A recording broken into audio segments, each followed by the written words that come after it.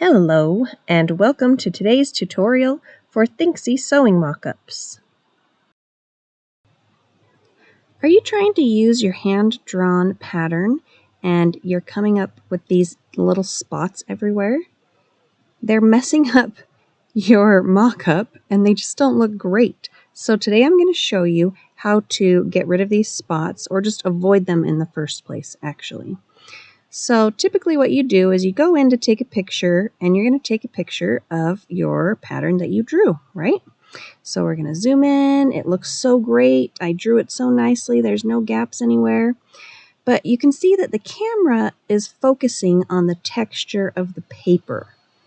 And so what actually happens is when you put this into Thinksy says, oh, there's shading in here, there's spots, there's stuff that I need to avoid, so I'm not going to fill in these lines.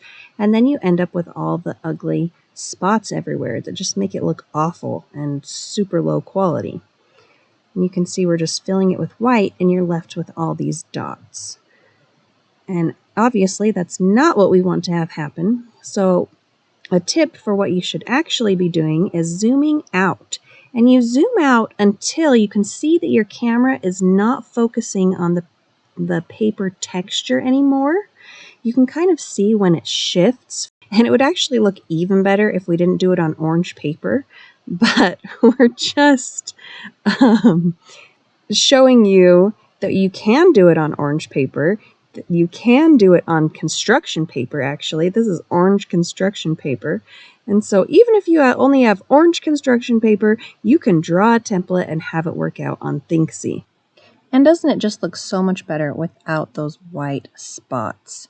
And like I said, of course, it's going to look better if you draw it on plain white paper with not so much texture on it. But here's a worst case scenario, and it still looks pretty great. So that's our tip for today. Zoom out if you want to avoid those spots on your pattern.